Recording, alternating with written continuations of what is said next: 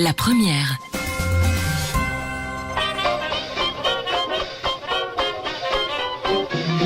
La première, 9h, 10h, le samedi. un samedi d'enfer. Bonjour. Alors qu'une part significative de nos ministres a valsé, qu'une minorité a dansé, que d'autres ont marché contre la peur et que le reste est justement resté debout toute la nuit pour penser, on se dit que nous sommes tous des ministres de la mobilité en puissance.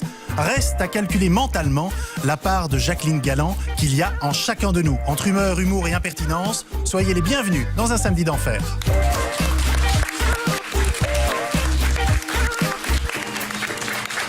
Alors, ouvrons notre dictionnaire de rimes au son heure. Blagueur, Vauvan, elle les sort en meilleur. Bonjour Myriam Leroy. Oh, c'est gentil. Bonjour Nicolas. Auditeur, vos femmes, il les dessine en cheerleader. Lui, le videur des soirées de l'ambassadeur. Bonjour Pierre Croix. Bonjour. Videur de frigo chez l'ambassadeur. Yorkshire ou Rottweiler, tremblé de peur. Lui, c'est le dresseur. Bonjour Bruno Coppel. Bonjour à tous. Et Nicolas Beutars, le leader, tout simplement, le meilleur. Oui, le meilleur, c'est gentil. Et dans la chaleur d'un samedi d'enfer, avec ses applaudissements, notre public, c'est notre ventilateur. Bon, j'arrête là les rimes en heure. Passons à la présentation de notre invité. Notre invité n'a peur de personne, mais tout le monde a peur de lui.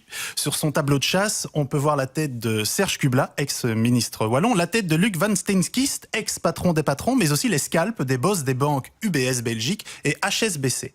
C'est vrai, on peut le voir. Je vois pas du tout de quoi vous parlez. Spécialiste du crime en col blanc, il ne vous fera pas l'économie de passer avec nous un bon moment. Le juge d'instruction Michel Claes s'apprête à vivre un samedi d'enfer. Bonjour Monsieur Claes. Bonjour. Alors, jurez-vous de dire toute la vérité, rien que la vérité? Oui, bien sûr. C'est un polygraphe.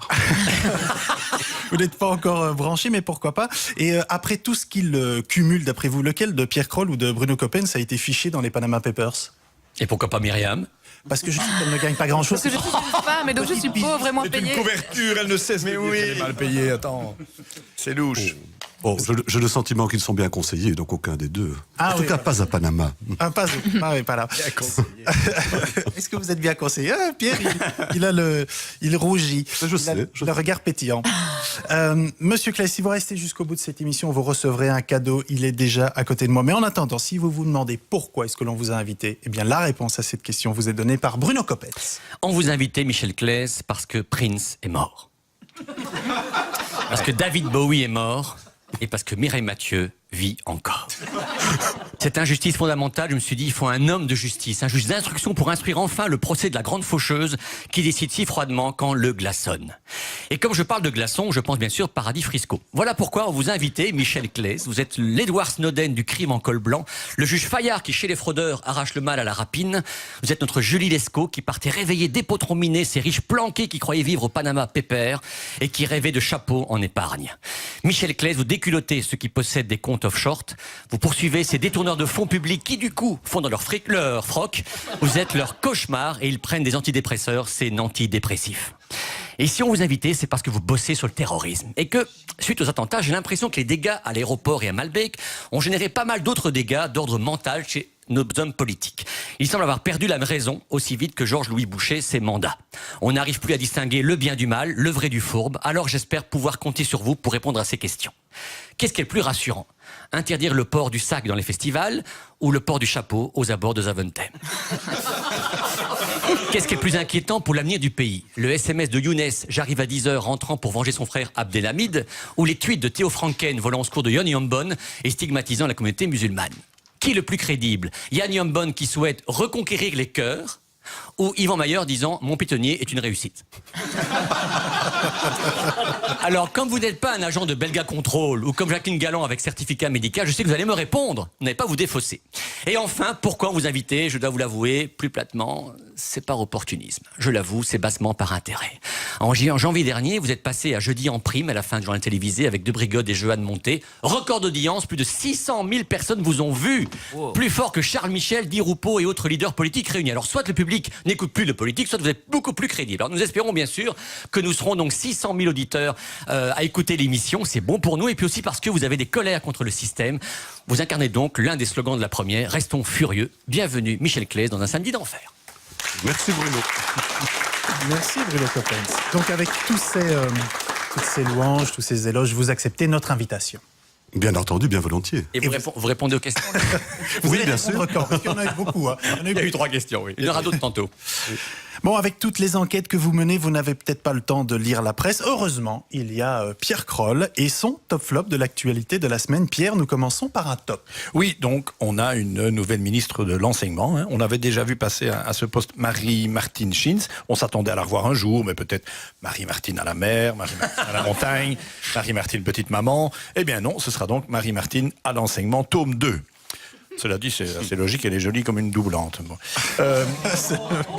Mais c'est vrai, c'est vrai. Ah. Pas de boîte à meux, c'est vrai. Un top. Nouvelle ministre de la Culture, Alda Gréoli. Là, je ne ferai pas de commentaire. C'est une spécialiste de la santé. Elle travaillait au ministère des Travaux publics, mais quand même, elle a quelques amis dans le secteur de la culture, a-t-elle dit. C'est génial. Moi, j'ai un pote qui a fait quelques années de droit. J'espère qu'on me nommera un jour ministre de la Justice. Président. Un top. Oui, alors Jacqueline Galland a quand même laissé quelque chose de son passage. Oui, sa fameuse manière de compter, reprise tout de suite par Benoît Lutjens, qui assure que 3 ministres et leurs 3 cabinets coûteront moins cher, enfin même le même prix en tout cas que 2. C'est vrai, il a dit. C'est étrange, mais c'est vrai. Un flop. Oui, alors un flop. Pierre Kroll est lamentable et nul, ou alors la réalité dépasse la fiction, à vous de juger. Le génial et jeune dessinateur du soir, inspiré, talentueux, etc., enfin c'est un peu long pour une élève, n'est-ce pas, a dessiné le nouveau ministre de la Mobilité, François Belot, attendant patiemment son train pour Bruxelles, en gare de Rochefort, pour me moquer un peu de la SNCB, n'est-ce pas? Eh bien, c'est bien pire que ça, la gare de Rochefort n'existe plus, elle est fermée, et j'ai appris après, il faut prendre le train à Jemelle. Voilà. C'est ça la mobilité. En attendant, le nouveau ministre apprend à dire SNCB en flamand, et là je ne me moque pas, je n'ai jamais su comment on disait ça non plus. C'est vrai que c'est pas facile. Un top. L'État islamique annonce envoyer de nouvelles recrues combattre en Europe et singulièrement en Belgique. Yvan Mayer se dit que ça fera peut-être un peu de monde sur son piétonnier s'ils ne se font pas sauter tout de suite en arrivant. Et le public insiste. Un flop. Flop, alors oui, les propos de Yann Jambon, donc sur une partie significative de la communauté musulmane qui aurait dansé après les attentats, a fait beaucoup de bruit cette semaine, parce qu'apparemment c'était de la blague.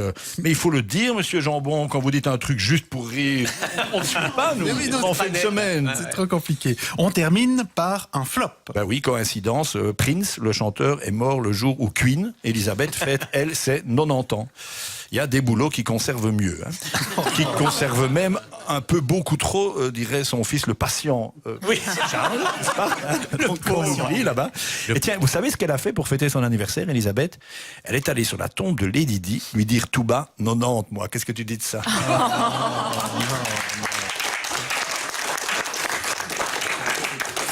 Merci beaucoup, Pierre. L'écrivain et académicien Amin Malouf sera l'invité du Grand Oral à 13h15 sur la première aujourd'hui. Il répondra aux questions de Jacques Kremers et de sa bande. En attendant, Michel Claes, voici votre petit oral, soit une autre façon de mener une instruction, non pas contre, mais avec vous. La première question, eh bien, une question enchantée et en chanson d'un de nos auditeurs. Et juge, en rentrant chez vous le soir, est-ce que vos âmes sont tranquilles? Oh, oh, oh, et juge, en embrassant vos enfants, vous sentez-vous l'esprit libre?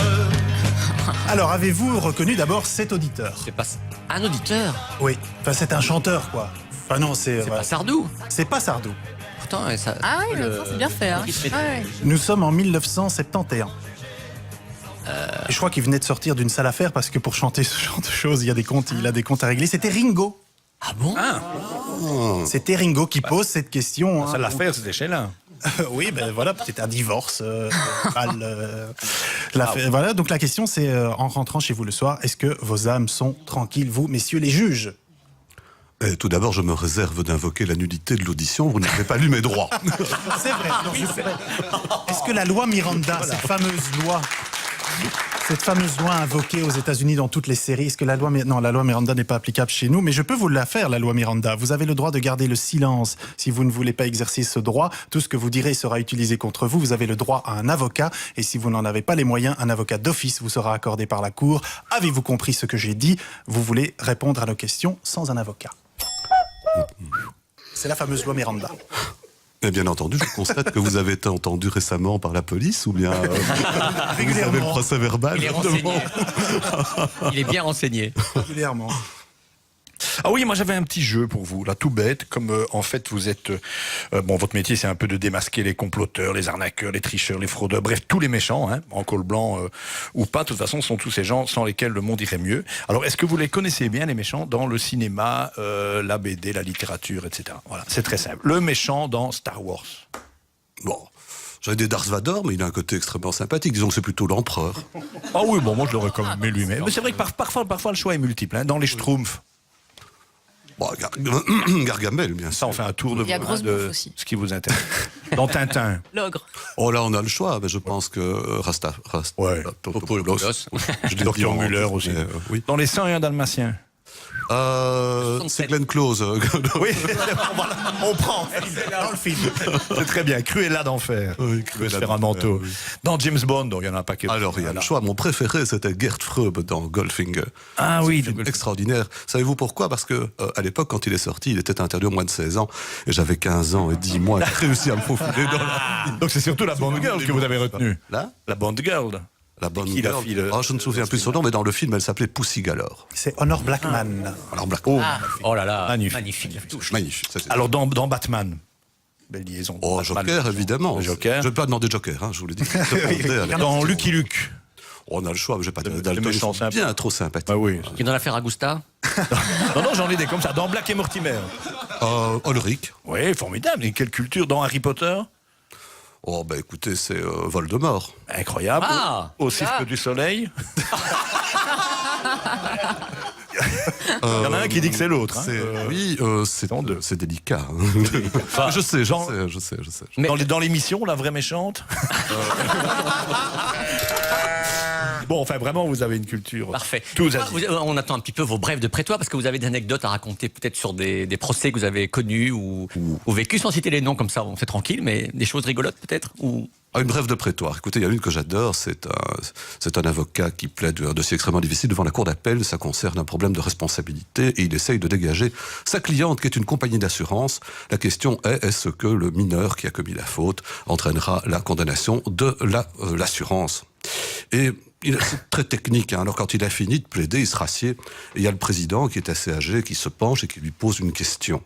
Mais il comprend pas la question. Il est un peu embêté en se disant, bon, si je lui dis, vous voulez pas répéter, il va penser qu'il est Kakoshim, etc. Je vais pas prendre de risque, je vais lui répondre quelque chose de soft. Et il répond, peut-être. Et à ce moment-là, le président le regarde, les deux conseillers à côté s'effondrent de rire. Il dit, oh, qu'est-ce qui s'est passé? Alors il se retourne vers son confrère, son adversaire, il lui dit, c'était quoi la question? Et le confrère lui dit, il a demandé si tu avais des enfants. Elle est excellente. Encore une autre peut-être dans le style. Mais l'humour est parfois involontaire, mais il peut également être volontaire. Je me souviens d'un excellent mot, c'était en correctionnel, et il y avait les plus grands ténors du barreau qui étaient présents. Et l'affaire va être remise, alors le président, je suggère un mois, et l'avocat Guy François dit ah non, dans un mois ça ne va pas, je suis devant la cour d'appel, et puis alors, dans 2 mois, alors Maître Guy Delfoz, alors ça ne va pas, parce que dans 2 mois, moi je suis en cour d'assises. Et puis après, dans 3 mois, alors Maître Motte de Rade se lève en disant que ça ne va pas du tout, figurez-vous que je suis à l'étranger, je donne cours. Bon, écoutez, à 6 mois alors. Oui, d'accord, nous sommes tous d'accord, c'est à 6 mois.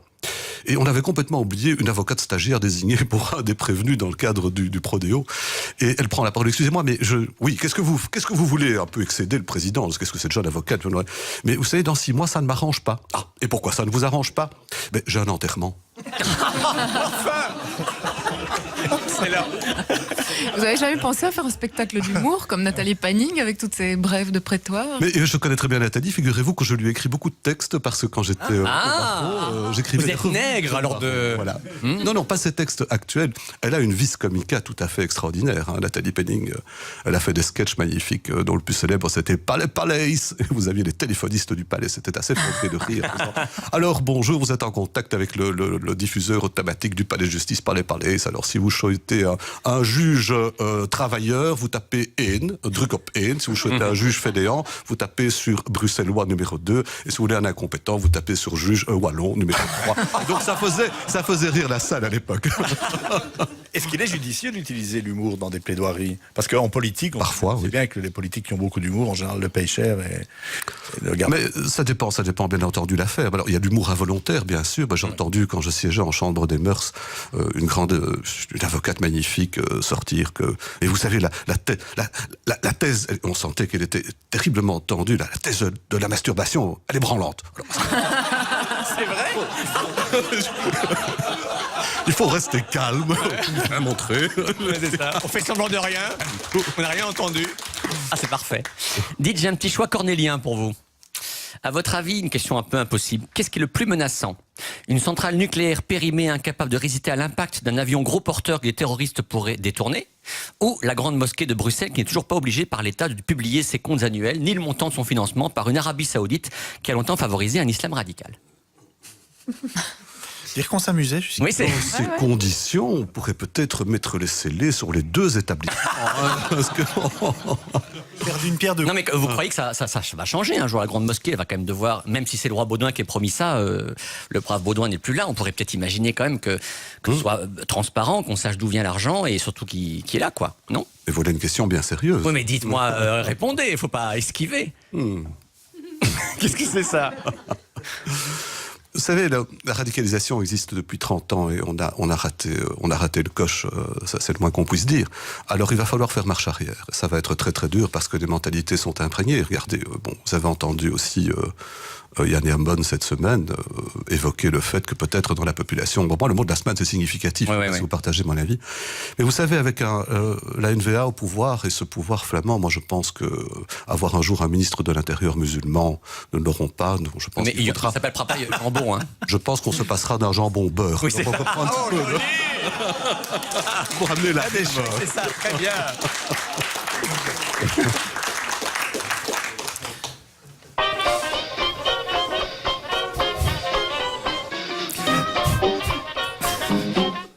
J'aime bien, moi. Place au duo-duel et à sa question d'actualité. Il ne fait pas bon être bourgmestre de la ville de Bruxelles, surtout si vous voulez manger gastronomique, un refoulé d'un resto qui a perdu 40% de sa clientèle à cause du piétonnier du centre-ville de Bruxelles. Voilà, Yvan Mayer obligé de manger aux messes de l'hôtel de ville. D'où notre question.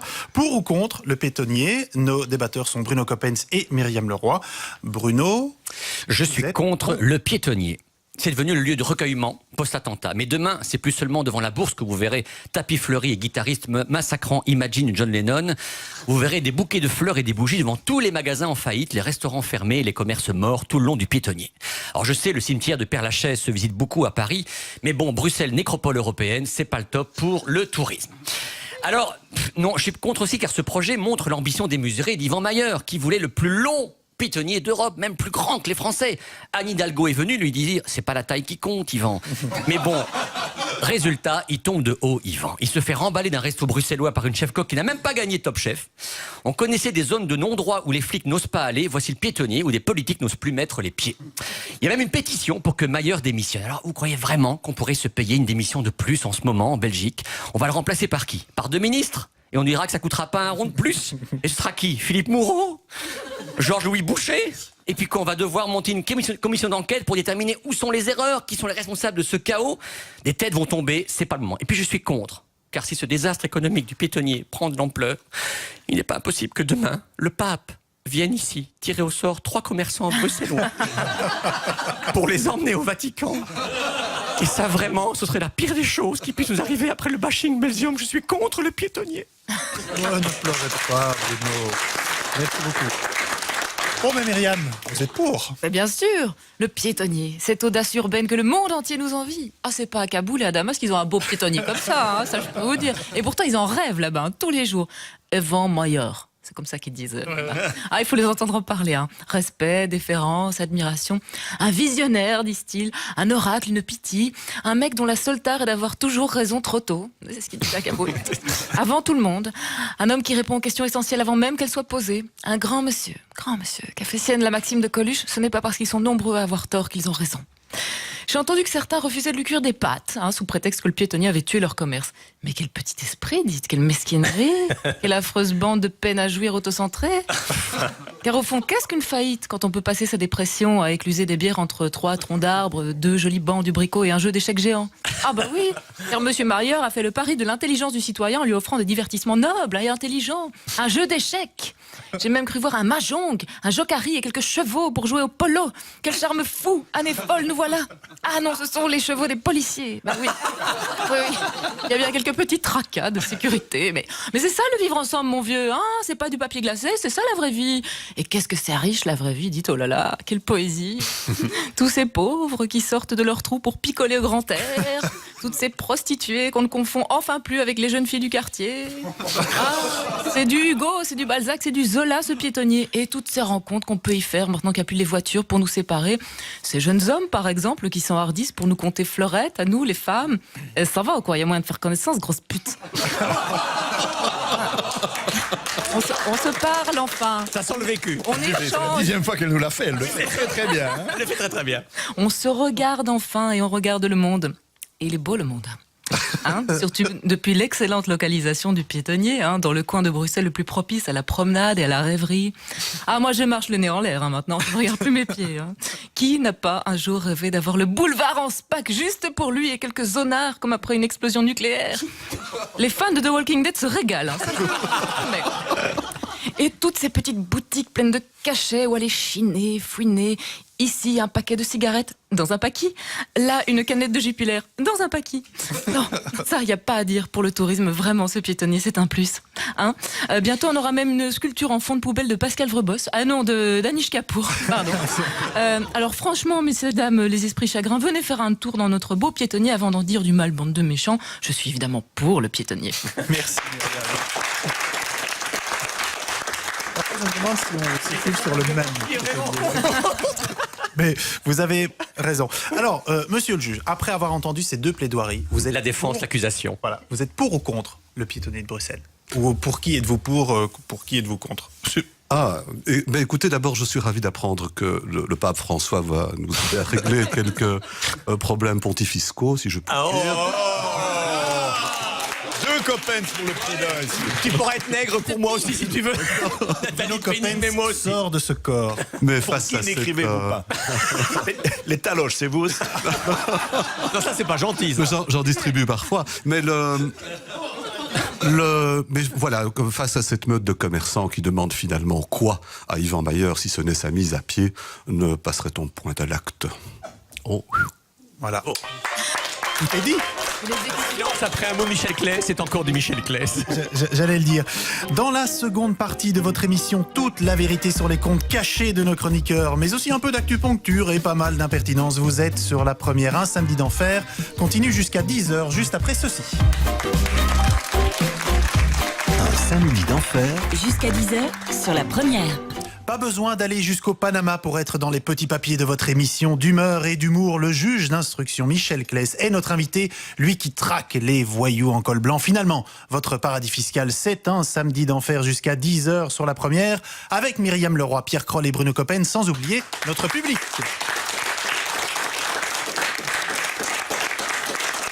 L'actupuncture, c'est une autre actualité vue autrement cette semaine dans un samedi d'enfer. Cette séance est pratiquée par Myriam Leroy. Et ce matin, Myriam, ce sont tous ces chanteurs qui meurent qui ont piqué votre curiosité. Vous dites, Prince est mort. Non, franchement, c'est 2016, ça va, tranquille, sympa. Non, alors bien sûr, la mort de Prince, ça fait tout de suite un peu moins mal que le décès de cette autre icône pop-rock visionnaire qui a marqué son époque comme personne sur tous les plans, musical évidemment, mais aussi vestimentaire, cette sorte de gourou inspiré et inspirant qui vivra éternellement en nos mémoires. Je veux bien sûr parler de René Angélil.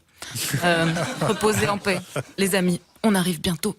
En attendant, on lira tous les statuts Facebook profondément affectés, mais spirituels, des autres, qui se souviennent avoir justement vu Prince il y a pas moins de 6 ans à Werther, pour un moment d'intimité privilégiée avec l'artiste et 80 000 flamands qui sentaient le chien mouillé. C'est toujours une expérience, un concert de Prince, je ne sais pas si vous l'avez déjà tenté ici, ça dure 6 ans. Hein. Il est debout, couché, en poirier. C'est entre les arts du cirque et le soulier de satin, un peu. Hein, ouais. Ah, ils doivent pas s'emmerder au paradis. Hein. Déjà qu'il y a Sim, hein, qui fait rire les anges toute la journée. Maintenant, il faut avoir droit à des concerts de Prince à rallonge jusqu'à ce que leurs oreilles saignent. Là, ça fait déjà 27 heures qu'il joue. Il a épuisé tout son répertoire, tout celui de Jimi Hendrix aussi. Il paraît qu'il est passé à celui de Francis Lalanne. Mais qu'il le fait beaucoup moins bien parce qu'évidemment, en effet, mais il n'y a qu'un seul Francis. Les monstres sacrés de la pop cassent leurs pipes les uns après les autres. Après Michael Jackson, Bowie et Prince, qui reste-t-il ? Eh bien, il n'y en a qu'une, plus précisément, je sais que vous me voyez venir, en vie, il n'y a plus que Georgette Plana. Non, je déconne, évidemment. Et il reste Madonna, qui a certes suicidé sa carrière de chanteuse il y a déjà plus de 10 ans, avec un virage Eurodance qui la classe désormais dans la catégorie prof de gym, hein, plutôt que chanteuse. Alors peut-on vraiment la considérer comme en vie, hein, je pose la question. Voilà, je ne m'aventurerai pas plus loin sur Madonna, parce que je tiens quand même un tout petit peu à la vie, hein, et je sais que c'était un sujet sensible auprès des coiffeurs. J'ai reçu une fatwa il y a quelques années à ce propos. Et à côté des fans de Madonna, les frères Kouachi, c'est Bonhomme et Tilapin. Je vous jure, c'est des juniors. Il y a encore un petit peu de boulot. Alors, les stars, c'est moins des artistes que des religions. Hein. Pierre Kroll en sait quelque chose. Lui qui a une photo de lui derrière un cierge dans chaque maison de retraite liégeoise. Et Bruno Coppens, c'est pareil. Hein. Lui, il a son portrait carrément qui a remplacé les crucifix dans les classes de français des écoles catholiques. On y arrivera un jour. Nicolas Beutard, c'est encore différent. Il est en développement, il est jeune. Il n'a pas encore serré assez de mains. Il doit encore pincer quelques fesses, se taper quelques vernissages de peinture sur soi à péta au schnock. Enfin, Pierre Kroll vous emmènera certainement. Mais c'est un peu comme moi. Hein. Je dois encore travailler à mon propre mythe. Hein, parce que si je laisse faire les autres, je me retrouve en couverture du Gifle Express avec la robe de Marie-Christine Marguem. Hein. Voilà. C'est vrai. Allez, c'est pas tout ça, mais il faut conclure. Alors je m'en tirerai avec une pirouette que j'ai certainement piquée à quelqu'un d'autre. Le Prince est mort. Vive le Prince. Oh. Merci Myriam. Et tu sais que ta photo dans des chambres d'adolescents boutonneux, à côté de celle de Madonna, et la tienne dans un trucage porno. Hein. Ça m'excite. Bon, on va vous laisser. Bon, Monsieur Claes, en tant que juge d'instruction, vous engagez des procédures. Mais est-ce que vous engagez tout court ? Ça tombe bien parce que c'est le speed dating d'embauche de Bruno Coppens. Michel Claes, engagez-moi. Si la justice est votre passion, votre amour, la femme de votre vie, la princesse de Claes, alors vous avez besoin d'un compagnon de route, d'un écuyer pour nourrir et s'occuper du destrier, du chevalier servant que vous êtes. Vous êtes le Zorro, je serai votre Bernardo, le muet, porteur de serviettes et de documents. J'aimerais être avec vous, à vos côtés, dans votre lutte contre les paradis fiscaux. On ira à 2 à Panama, cette île qui a autant de qualité que de dépôts, ou dans les îles Vierges, ou même toutes les îles en gros dormantes. Ça me fait tellement réveiller mon sens civique et éthique. Il faut les arrêter, ces salopards qui fraudent. Alors je me disais que pour que ce soit discret, car bon, 2 types qui débarquent sur une île et si on a une porte d'un bâtiment louche, on pratique le blanchiment d'argent, ça fait trop témoin de Jéhovah. Ils vont pas ouvrir. Du coup, je me disais que pendant que vous enquêtez à l'intérieur, moi, je reste dehors. Devant ou un peu plus loin sur la plage, sur le sable, quoi, comme ça, je serais super discret. Hein. J'aurais des lunettes de soleil, comme ça, un Panama sur la tête pour me fondre dans la foule, et bien sûr, maillot de bain. Comme ça, personne ne doutera de ce que je fais. Comme ça, vous travaillez à l'intérieur et vous êtes protégés. Vous savez que moi, je suis dehors en sachant que je veille au grain de sable fin. Je dirais même que, pour que ce soit vraiment discret notre venue sur l'île, je penserais même peut-être venir avec ma femme, mes enfants et mes amis. Comme ça, personne ne se doutera de rien. Personne ne saura que je suis là que je suis là pour traquer les fraudeurs. On serait là, tout frais payé par l'État, évidemment, puisque c'est une planque qui pourrait ramener après un max de blé pour le budget fédéral. Alors là, passer des soirées sur les plages à boire des coups, personne ne saura que je suis là, pourquoi je suis là, tu vois. Je me demande même si j'ouvrirais pas un compte offshore sur place. Tu vois. Mais vraiment, pour que leur doute sur le pourquoi de ma venue serait complètement dissipé. C'est ce qu'il y a de mieux à faire. Il faut épouser leurs travers pour bien les comprendre. Je suis très acteur studio, moi. Je serai votre Élise Lucet de Cash Investigation. Et quand vous connaissez leurs astuces, vous pourrez bien me guider afin que personne ne sache, peut-être même pas vous, où j'aurais où j'aurais planqué le fric que l'État m'aura prêté. Ce serait magnifique, Michel. Et alors après 1 an ou 2 de planque, je changerai de nom, d'identité pour que ces salauds de fraudeurs ne me retrouvent jamais. Je vais abandonner femme et enfants. Ben oui, il faut savoir tout abandonner pour servir l'État. Je suis prêt à tout sacrifier, Michel, car je crois en votre combat. Je serai votre bras droit pour la vie. Je serai votre bras droit pour la vie. Engagez-moi. Merci Bruno. Bon, voilà. C'est un mini-CV, c'est une proposition presque malhonnête, mais bon, est-ce que vous engagez Bruno Coppens? Ah, bien volontiers, bien sûr. Alors, je ferai un plaisir de l'envoyer notamment auditionner, le cas échéant, arrêter sur le plan international. Par exemple, Poutine, moi, ça me paraît très bien. Oui, Voilà, non vous allez en premier, hein, je vous suis. Hein. Couramment le russe aussi, ça tombe bien.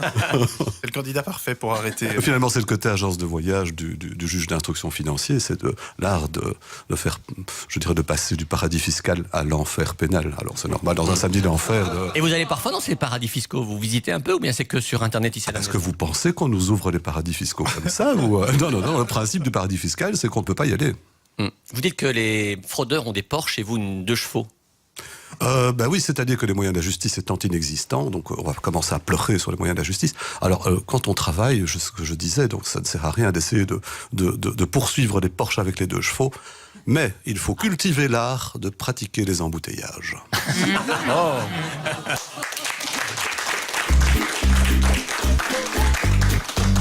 Vous venez de l'entendre, hein, le petit oral 2 vient juste de commencer. J'ai un petit jeu en fait pour continuer ce petit oral avec ces petites confidences. Vous savez qu'au cinéma, c'est mon ancienne vie, au cinéma, le film de plaidoirie, le film de cour, le film de juge, le film de procès, eh bien c'est un genre à part entière. C'est surtout anglo-saxon plus que français. Donc j'ai quelques extraits à vous proposer. Vous me trouvez le titre du film et après je vous pose une question. C'est très simple. De quel film français est tiré cet extrait de cette bande-annonce? Si moi je le coince aujourd'hui, Marcheron, ce dossier, on va le ressortir. Il n'y aura pas que celui-là.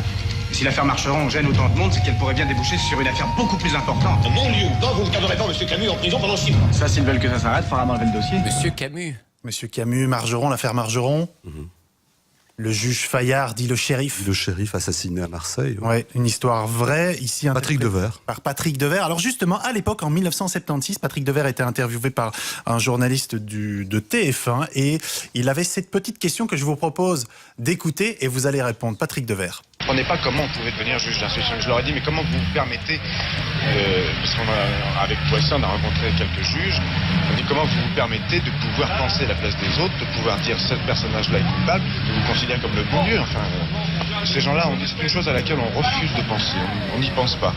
Nous sommes des fonctionnaires, nous faisons notre métier, qui sont très très très cyniques. Alors voilà, ça c'est la question. Êtes-vous très cynique, vous, les juges d'instruction? Cynique, non. Bien sûr, d'abord, en aucun moment, nous décidons si une personne est coupable. Ce n'est pas notre rôle. Nous enquêtons tant à charge qu'à décharge. Et donc, il n'est pas question de dire vous êtes coupable ou pas. Mais néanmoins, lorsqu'il existe des indices, on peut de temps en temps prendre une décision très coercitive qu'on appelle le mandat d'arrêt. Le mandat d'arrêt est motivé et il existe des recours immédiats. Alors, il est vrai que c'était Talleyrand qui disait que le juge d'instruction est le personnage le plus puissant de l'Empire. Il est vrai qu'il a les grands pouvoirs, mais il est aussi exact que chacune des décisions fait l'objet d'un recours immédiat, donc il faut temporiser cela. Et quant à dire que c'est avec cynisme qu'on regarde les gens, croyez-moi bien que c'est essentiellement avec beaucoup d'humanité surtout que nous les entendons, parce que de temps en temps nous nous rendons compte qu'on n'a pas tous la même chance et qu'il y a une société extrêmement difficile dans laquelle nous vivons, et puis là c'est vrai que eh bien oui, notre cœur peut se serrer. Alors, donc, Franco Dragon est content, il nous écoute et il va mieux. Yes, c'est bon. alors, vous n'êtes pas cynique et apparemment pas corruptible. En tout cas, vous avez déclaré ceci à la télévision belge. Qu'est-ce qui fait que on ne peut pas vous corrompre, vous? C'est pas une question de montant. C'est pas mal, ça. Ils ont essayé jusqu'au bout de savoir quel avait été l'objet de la tentative de corruption. Mais ça se passe comment? C'est lors du procès ou bien chez vous, personnellement, on vous envoie des choses ou on vous invite au restaurant Non, pas du tout. C'est dans la vie privée. C'est notamment le fait, par exemple, d'être suivi en rue et puis d'être abordé. Et quand c'est une fille de 20 ans, qu'est-ce que vous faites? Qui vous suit en rue? Mais ça, c'est tout le problème. Est-ce que ce sera la tentative de corruption ou la corruption? Il y a des limites, Allez, un autre petit extrait, toujours tiré d'un film français.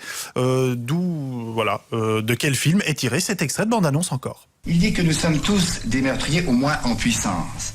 Mais ce besoin du crime, nous le canalisons par des moyens légaux. Comment vous sentez-vous, Bouvier? Innocent, mon juge, puisque c'est Dieu qui a tout voulu. Oh. Il y a un cheval là-dedans. Il y a un cheval, mais c'est pas lui le coupable. C'était Galabru. C'était Galabru, Philippe Noiret et Brialet. Absolument, donc c'était le juge et l'assassin. Oui. Toujours sorti en 1976 de Bertrand Tavernier. Alors voilà, pour traquer les voyous, est-ce qu'il faut être aussi comme les voyous, mais avec une dose de légalité? Il faut être bien plus voyou qu'eux, enfin, sinon ça n'a pas de sens. Est-ce que vous vous déguisez parfois avec perruque et lunettes? Comme dans des séries télé, les américaines, on voit ça, des espions qui se déguisent pour... Vous pensez que c'est possible? C'est vous là ou bien vous êtes déguisé? C'est votre saucisse qui est là. Mais non, bien sûr, bien sûr. Mais vous avez des gens qui font ça pour vous? Lors des enquêtes. Pas déguisé, mais bon, il y a des techniques de filature, il y a des techniques d'enquête. Vous savez qu'on peut placer des micros dans les habitations, on appelle ça des méthodes particulières de recherche, comme on peut mettre un GPS dans le pare-choc d'une voiture, mettre un micro dans la voiture. Il y a des tas de systèmes d'enquête. Il nous arrive aussi, par exemple, de prendre des policiers étrangers et de les mettre en prison dans la cellule d'une personne, on appelle ça l'infiltration. Tout ça, ce sont des techniques qui sont utilisées régulièrement. Voilà ce qui arrive quand on découvre James Bond à 15 ans et 10 mois. devient juge d'instruction. On devient. On comprend pourquoi je me fais avoir tout le temps sur l'autoroute. C'est même pas des radars, ils l'ont mis sur ma bagnole, le truc. Merci, hein. Dites-moi une chose, il y a eu les enquêtes, hein, donc il y a eu Offshore Leaks, LuxLeaks 1, puis 2, Panama Papers. Il en faudra combien pour que quelque chose se passe? Ah, vous me lancez là dans mon core business, évidemment, hein, parce que moi, j'avais écrit une chronique à l'époque en disant, mais vous savez, le problème, c'est coquillages et crustacés. Hein, donc tout d'un coup, on découvre l'existence des paradis fiscaux. Et alors, Offshore Leaks, ça a été extraordinaire. Vous étiez comme un 14 juillet en pleine nuit du côté de Saint-Tropez. Il y a un festival, tout explose, c'est le grand feu d'artifice. Ça, c'est Offshore Leaks, c'est le scandale. Et puis, petit à petit, le 15, tout s'effondre, tout n'est plus que poussière d'étoiles, et il n'y a rien. Alors, j'essaye de le dire, et c'est vrai que depuis quelque temps, je suis invité très régulièrement, j'essaye de le dire, mais bon sang de bonsoir, quand est-ce que les gens vont se réveiller? Enfin, c'est absolument impossible. Et quand on voit la position des gouvernements, et plus particulièrement de celui-ci, mais rien n'est fait pour lutter contre la criminalité financière, mais rien du tout. Moi, je ne comprends pas. Et par exemple, j'ai lu que, je ne sais pas si c'est vrai, mais AB InBev est dans le dossier Panama Papers. Et en fait, il fait partie de ces entreprises que l'État belge a aidées fiscalement pour des cadeaux fiscaux, quoi, et que l'Europe a dit, ben non, il faut que l'État belge récupère les 700 millions d'euros, je sais plus, entreprises. Et Johan van Overveld a dit, je vais porter plainte contre la Commission européenne. Comment est-ce que c'est tenable, ça? C'est pas tenable, évidemment. Et puis, vous assistez aussi maintenant avec de Panama Papers, je le lis dans la presse, je ne suis pas en charge de cet aspect.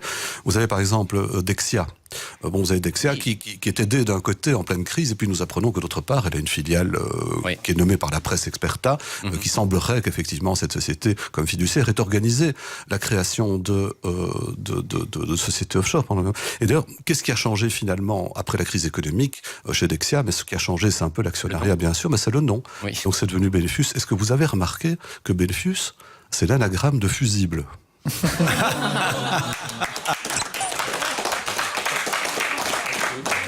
Au chapitre des questions sérieuses, mais c'est tout à fait, ça fait bien suite à ça. Moi, j'ai connu il y a longtemps le rédacteur en chef d'un journal qui était passablement facho, et qui, sur la fameuse question de savoir s'il fallait donner le nom des personnes qu'on arrêtait avant tout jugement, hein, dire on a arrêté pour vol de voiture, machin truc, disait, ben oui, comme ça ils sont déjà punis, la justice est trop laxiste, déjà balancer leur nom dans les journaux, ça leur fera des emmerdes et c'est bien fait pour eux. C'est un peu ce que fait en fait les journalistes, ce que font les journalistes avec les Panama Papers par exemple. Ils pensent que la justice en fait si peu, ou que les gouvernements agissent tellement peu que déjà mettre la photo du patron de telle entreprise sur son yacht dans les journaux, c'est déjà peut-être dissuader les autres de faire ça. Vous trouvez que c'est bien d'agir comme ça, ou... Mais non, évidemment, d'abord il y a la présomption d'innocence. Je me souviendrai que à propos de Offshore Leaks, il y avait un homme politique que j'apprécie particulièrement, membre du Parti Socialiste, on m'a dit, regardez, il a un compte en Suisse. Ben oui, il a un compte en Suisse parce qu'il a une villa, il a un chalet de famille en Suisse, et que pour payer ses charges, son électricité, son gaz, c'est normal qu'il ait un compte en Suisse. Bon, donc il faut éviter évidemment, c'est aussi un mot à la mode, l'amalgame. Hein, donc il faut être extrêmement prudent. Les journalistes prennent des risques, bien sûr, mais moi d'un autre côté, je me dis que ce journaliste grec du temps, c'était concomitant avec Offshore Leaks. Vous avez un journaliste grec qui a balancé les noms des personnes qui avaient des sociétés offshore. Eh bien, figurez-vous qu'il a été mis en prison par la justice grecque. Ouais. Il a fallu un mouvement international de journalistes pour le sortir de prison. Oui, les lanceurs d'alerte, c'est pas... Les lanceurs d'alerte. Et actuellement, les lanceurs d'alerte, on appelle ça les whistleblowers. Mais les lanceurs d'alerte, le vrai problème, c'est que c'est peut-être le dernier moyen dont nous disposons pour avoir une recherche efficace d'infractions aussi graves, par exemple, que la corruption. Et donc, actuellement, la semaine dernière, qu'est-ce qui se passe? Eh bien, nous prenons donc une législation européenne dans laquelle on impose le secret des entreprises, ce qui casse évidemment la possibilité d'ouvrir aux lanceurs d'alerte la possibilité de fonctionner. Et ça, c'est la marche arrière même de cette volonté de combattre la criminalité financière. Une part significative de ce que vous dites est fort pessimiste. Dites, j'ai encore une petite question, moi, un peu technique, hein, vous posez. Est-ce que vous auriez un truc, une astuce de grand-mère pour qu'on paye moins d'impôts? Nous, un truc facile, moins d'impôts ou pas d'impôts? Enfin, qu'est-ce qu'il faut faire? Alors, je vous conseille de devenir très riche. Voilà. Et comment le devenir avec tous les impôts qu'on paye avant?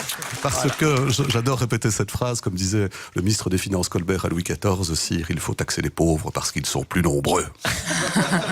Il avait raison finalement, ce petit Colbert, il avait raison. Michel Claes, l'enquête est close, la sentence est tombée, le verdict est rendu. Vous ne reviendrez plus dans cette émission. Notre jury est unanime, enfin, notre jury, non. Pierre Kroll, lui, est unanime et c'est lui qui vous explique pourquoi vous ne reviendrez plus. Donc voilà, je suis désolé de vous le dire, donc on ne vous invitera plus pour des tas de raisons. Dans le désordre, et ce n'est pas exhaustif, je vais en prendre 5. 1. Parce que vous êtes dangereux. Et nous, on n'est pas téméraires. Dangereux parce que vous devez vous faire tellement d'ennemis dans la grande haute finance, là, dans les mafias de toutes sortes, chez les chefs de réseau les plus tentaculaires, qu'un jour vous allez vous faire descendre. Je vous le dis, moi. Ou on fera sauter un endroit où vous vous trouverez et nous, on veut pas y être avec vous. Vous savez, déjà, comme caricaturiste, mes petits camarades, je vois qu'il y a des fois où ils voudraient m'envoyer dans une autre émission, le foot ou je sais pas quoi. Bon, c'est pas sûr qu'on invite un jour Salman Rushdie non plus, si ça peut vous compter.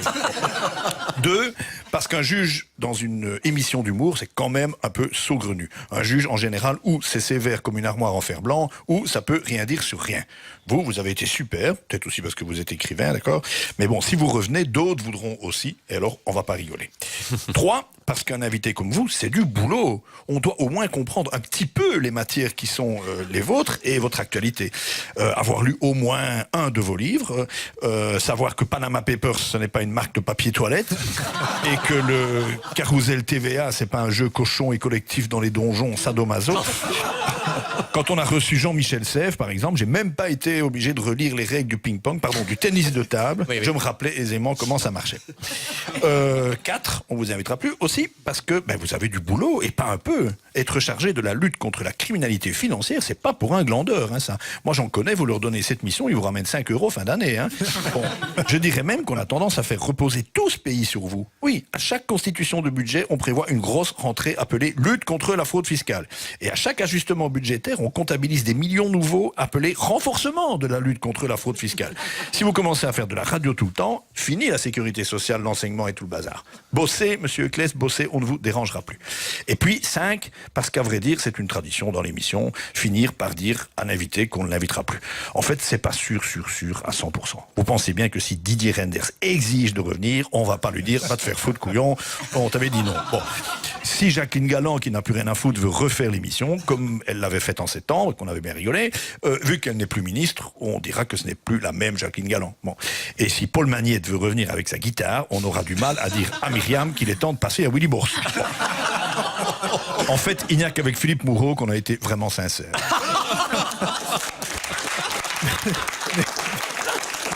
Merci Pierre. Bon, ne le prenez pas mal. Hein. Vous reviendrez. Et puis comme promis, voici votre cadeau. C'est Bruno qui vous l'offre et qui va nous expliquer ce que c'est, parce que finalement, c'est quoi? Nous sommes en radio, hein, donc c'est quoi? Une grosse fraise blanche, papier. Donc ici, ça, c'est... Dites-nous, Bruno. Ah non, mais d'abord, il découvre qu'il sait très bien. Ça s'ouvre. Comme un livre. C'est en papier. En tout cas, il y a des papers dedans. Est-ce que ça vient du Panama? Non, touchez l'autre côté, l'autre bout. Voilà, comme ça. Voilà. Touchez les petits On bouts. ouvre. C'est extrêmement compliqué, Bruno. Hein. C'est quoi? Très peu radiophonique comme cadeau. Hein. Ça marche pas. Est-ce qu'il y a des piles? Il faut pas des piles. On croit pas? Ah, il y a un peu de monde. Voilà. Ah, ben voilà, c'est le bon bout. Voilà.